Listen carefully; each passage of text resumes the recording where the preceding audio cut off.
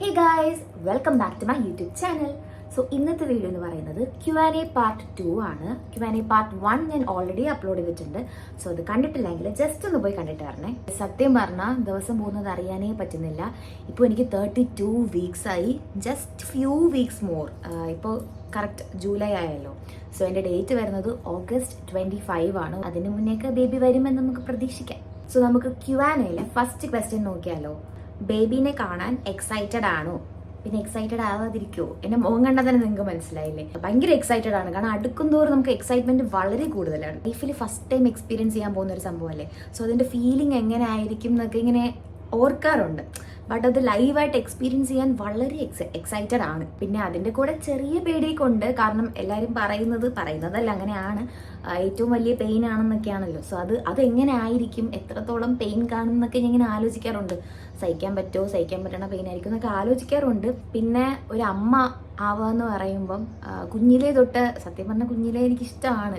5ാം ക്ലാസ്സിൽ 6ാം ക്ലാസ്സിലൊക്കെ ഇങ്ങനെ ഞാൻ പ്രാർത്ഥിക്കും, ദൈവമേ ഒരു അമ്മയാവുമ്പോൾ എനിക്ക് ഒരു നല്ലൊരു കുഞ്ഞാവിനെ തരണേ, ഒരു അമ്മയാവണം. ഇപ്പോഴല്ല, ഒരു 26 വയസ്സൊക്കെ ആകുമ്പോൾ തരണേ, 27 വയസ്സൊക്കെ ആകുമ്പോൾ എന്നൊക്കെ ഞാൻ ഇങ്ങനെ പ്രാർത്ഥിക്കാറുണ്ടായിരുന്നു.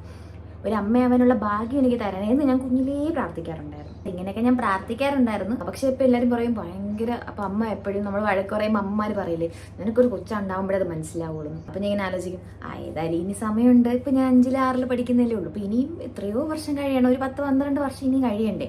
സമയമുണ്ടല്ലോ എന്ന് പറഞ്ഞ് ഞാൻ ഇങ്ങനെ ടെൻഷൻ അടിക്കാതിരുന്ന സമയമുണ്ട്. പിന്നെ കല്യാണം കഴിഞ്ഞപ്പോഴും ഞാൻ വിചാരിക്കുന്നു സമയമുണ്ട്, കുഴപ്പമില്ല, ഒരു 2 വർഷം കഴിഞ്ഞ് മതി, സമയമുണ്ട്. പിന്നെ പ്രഗ്നന്റ് ആവുന്നു. ഇപ്പോഴും ഞാൻ വിചാരിക്കും സമയമുണ്ട്, ഇനി 8 മാസമുണ്ട്, 9 മാസമുണ്ട്. ആയി ഇപ്പൊ ജൂലൈ ആയി, ഇനിയിപ്പോൾ അടുത്ത മാസം. ഇത്രയും അടുത്ത് വന്നു. വർഷങ്ങളോളം മുന്നേ ഞാൻ വിചാരിച്ച കാര്യം ഇപ്പൊ തൊട്ടടുത്ത് വന്നിരിക്കുവാണ് സംഭവം. എനിക്ക് എത്രയും പെട്ടെന്നൊന്നും ഡേറ്റ് ആയാൽ മതി, ഇന്ന് കയ്യിൽ കിട്ടിയാൽ മതി എന്നുള്ള അവസ്ഥയാണ് സത്യം പറഞ്ഞ. ഇപ്പോൾ നമുക്ക് നെക്സ്റ്റ് ക്വസ്റ്റ്യൻ നോക്കിയാലോ.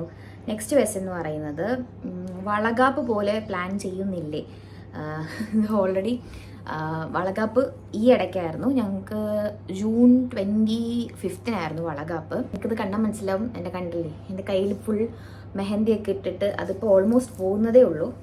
സോ ഞങ്ങളുടെ വളകാപ്പ് ആദിശക്തി റിസോർട്ടിൽ വെച്ചിട്ടായിരുന്നു നടന്നത്. പിന്നെ ആരോഗ്യോ കമന്റ് ഇട്ടേക്കുന്ന കണ്ടായിരുന്നു, വളകാപ്പ് നടന്നത് നിങ്ങൾ തമിഴാണോ ഹിന്ദു ആണോ എന്നൊക്കെ പറഞ്ഞിട്ട്.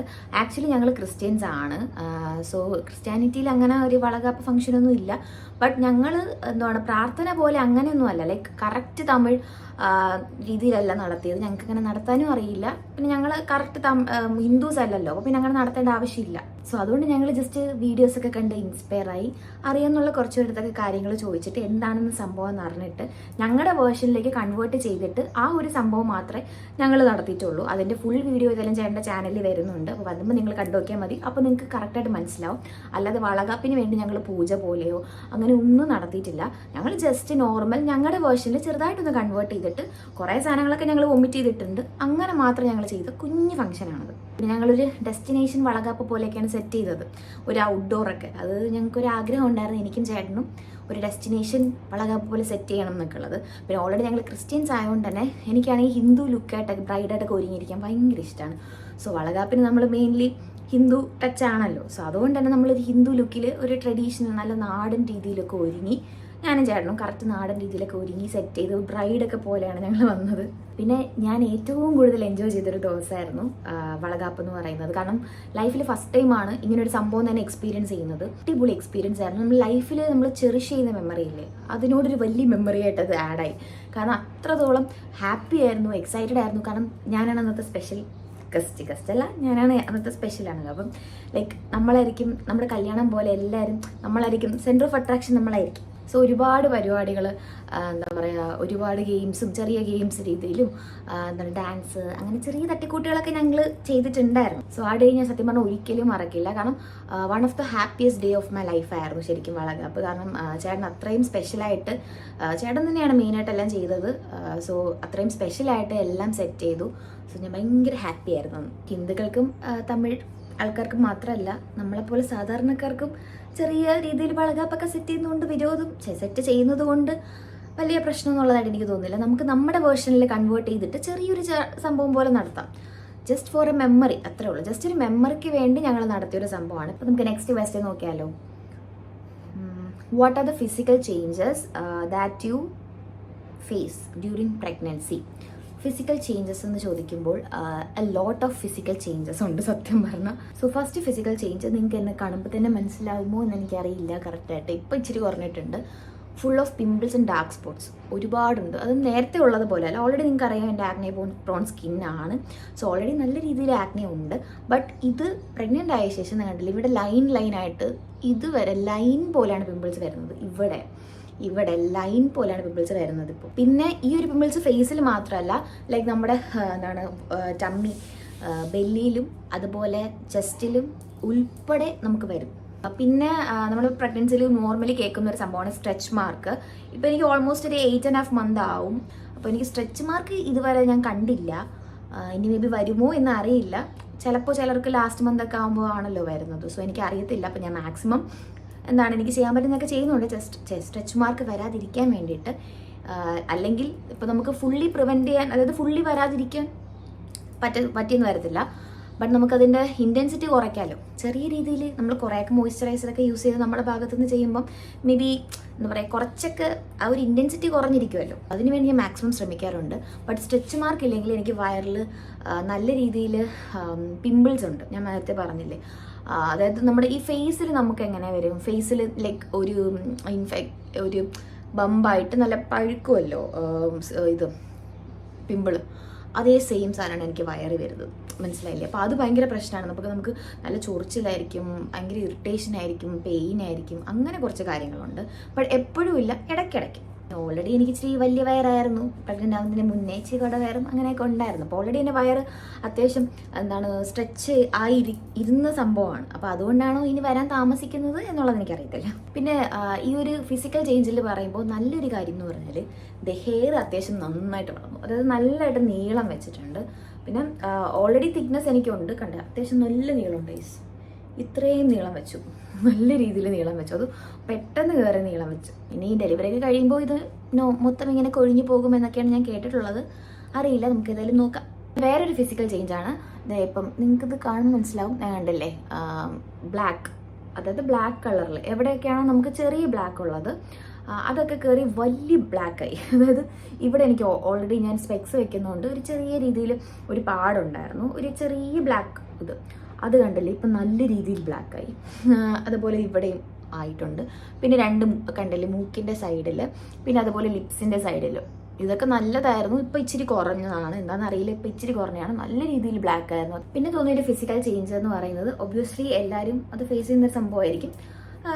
ഇച്ചിരിയൊക്കെ ചബ്ബി ആയിട്ടുണ്ട് ഞാൻ. അത്യാവശ്യം കവളൊക്കെ കണ്ടില്ലേ, കുറേ നാൾക്ക് ശേഷം ഞാൻ കവള വെച്ചു. അത്യാവശ്യം നല്ല കവളുണ്ട്. എൻ്റെ റീൽസ് വീഡിയോസിലൊക്കെ നോക്കിക്കഴിഞ്ഞാൽ അറിയാൻ പറ്റും. അത്യാവശ്യം ഞാൻ ഇന്നലെ തന്നെ ഒരു റീൽസ് എടുത്തിട്ട് ഞാൻ ഇങ്ങനെ ചിലത് പറഞ്ഞാൽ ഞാൻ ചബ്ബിയായി, അത്യാവശ്യം നല്ല ഗുണ്ടുമണി ആയല്ലോ എന്ന്. കാരണം ഓൾറെഡി എനിക്ക് പൊക്കമില്ല. എൻ്റെ ഹൈറ്റ് 156 centimeter ആണ്.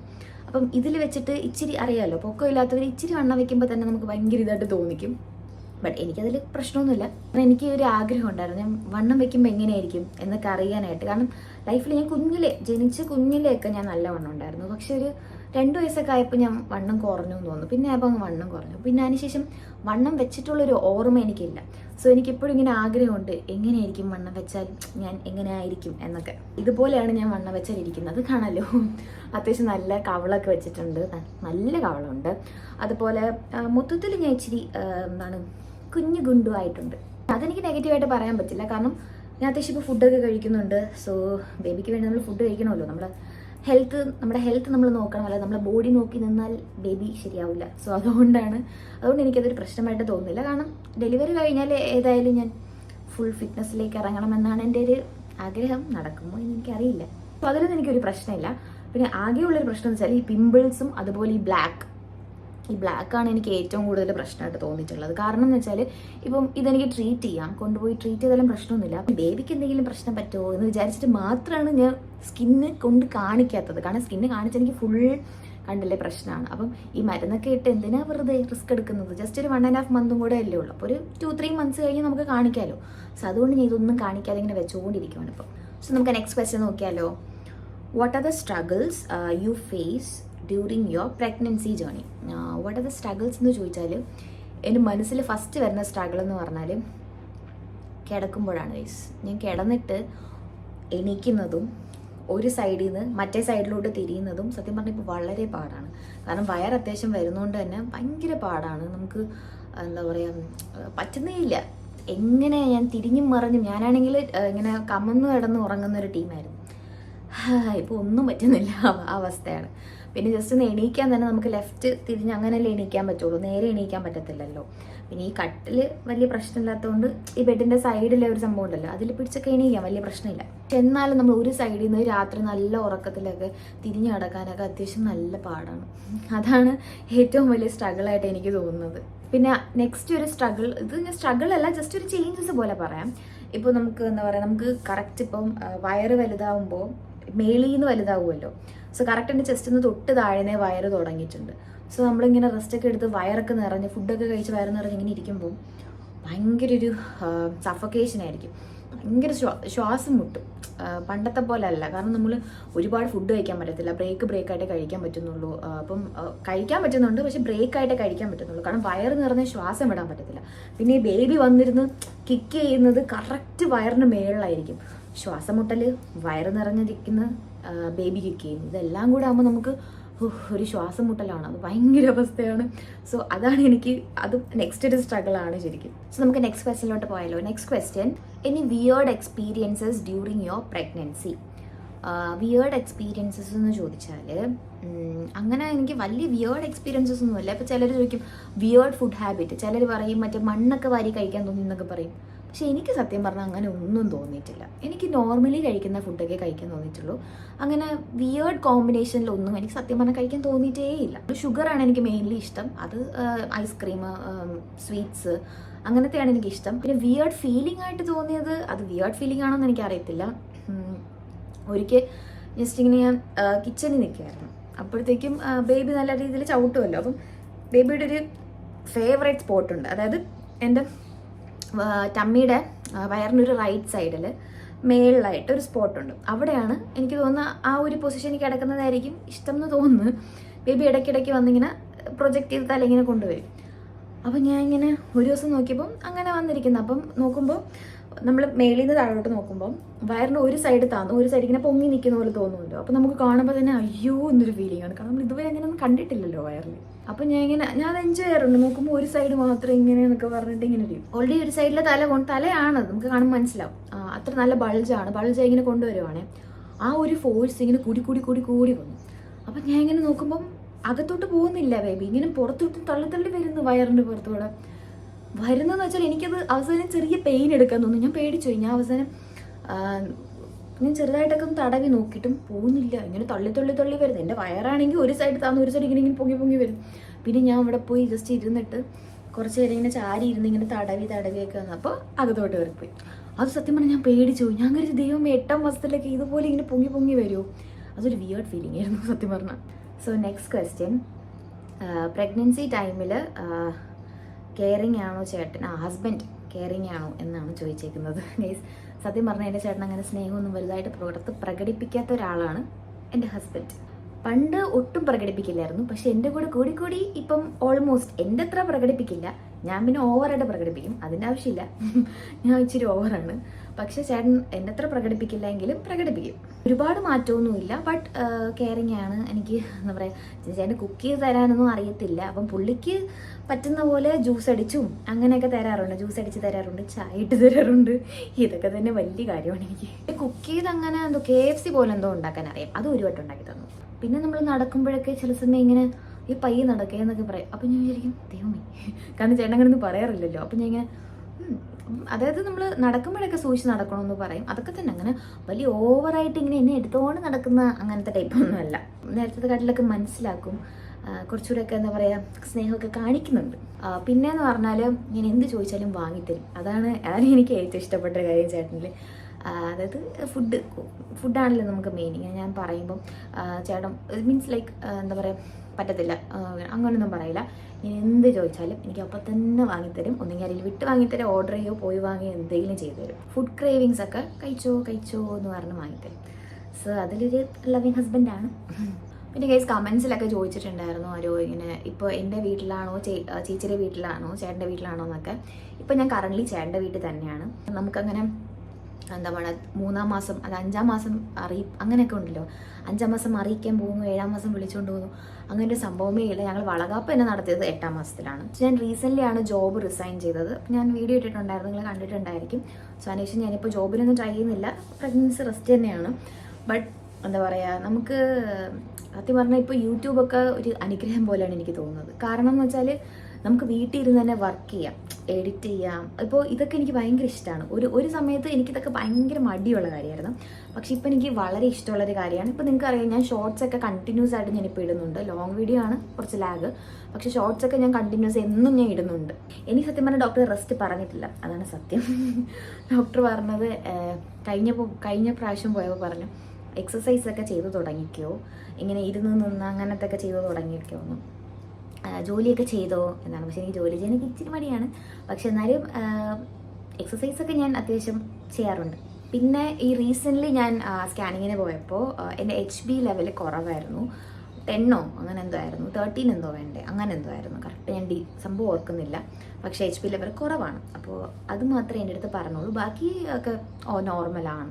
പിന്നെ HB ലെവൽ കൂട്ടാൻ വേണ്ടി ഞാൻ അങ്ങനത്തെ ഈ മാതളം, കീര, അങ്ങനത്തെ കുറച്ച് കാര്യങ്ങളുണ്ടല്ലോ, ഇതൊക്കെ ഞാൻ ഡയറ്റിലൊക്കെ ഇൻക്ലൂഡ് ചെയ്തിട്ടുണ്ട്. ഇനിയിപ്പോൾ ഈ 11 പോകണം. ജൂലൈ 11 നെക്സ്റ്റ് സ്കാനിങ് വരുന്നത്. സ്കാനിങ് അല്ല, അന്ന് ബ്ലഡ് ടെസ്റ്റും അപ്പോയിൻമെൻറ്റ് ഇതുമായിട്ട്. അപ്പം അന്ന് പോകുമ്പോൾ അറിയാം HB ലെവൽ കൂടിയിട്ടുണ്ടോ എങ്ങനെയാണെന്നുള്ളത്. ഇപ്പോൾ നെക്സ്റ്റ് ക്വസ്റ്റ്യൻ നോക്കിയാലോ. Have you faced any body shaming? Body shaming ഒരു പ്രഗ്നൻസി ടൈമിലാണെന്ന് തോന്നുന്നു ഉദ്ദേശിച്ചേക്കുന്നത്. Yes, of course I am facing, ഇപ്പോഴും ഫേസ് ചെയ്തുകൊണ്ടിരിക്കുന്ന ഒരു സംഭവമാണ്. എസ്പെഷ്യലി നിങ്ങൾക്ക് മനസ്സിലാവും, ഞാൻ നേരത്തെ പറയാൻ വിട്ടുപോയ ഒരു കാര്യമാണ് ബോഡി ചേഞ്ചസിൽ മെയിൻ ചേഞ്ച്. ഒരു മെയിൻ ചേഞ്ചാണ്. ഇപ്പം നിങ്ങൾക്ക് എൻ്റെ കഴുത്തും മുഖവും കണ്ടാൽ മനസ്സിലാവും, രണ്ടും വേറെ വേറെ കളറാണ്. നല്ല രീതിയിൽ തന്നെ വ്യത്യാസമുണ്ട്, കണ്ടില്ലേ? അതും നമ്മൾ നോർമൽ ബ്ലാക്ക് അല്ല, അതായത് ഒരു വൃത്തികെട്ട ബ്ലാക്കാണ്. ഇതെന്താണെന്ന് എനിക്ക് അറിഞ്ഞൂടാ. അതായത് നമ്മൾ ഈ ഓരോ വര പോലെ വന്നിട്ട് ബ്ലാക്ക് വൈറ്റ് അങ്ങനെ ഒരു സീബ്ര പോലെ അങ്ങനത്തെ ഒരു സംഭവമാണ് ഇപ്പോൾ. സോ എല്ലാവരും കാണുമ്പോൾ ഇങ്ങനെ ചോദിക്കും, പുറത്തുനിന്ന് ആൾക്കാരെ കാണുമ്പോൾ ചോദിക്കും, അയ്യോ കറുത്തു പോയല്ലോ എന്നിങ്ങനെ ചോദിക്കും. അപ്പോൾ ഞാൻ ഗുളിയൊക്കെ കഴിക്കുന്നതല്ലേ, അപ്പോൾ കറക്കും എന്നിങ്ങനെ ഞാൻ പറയും.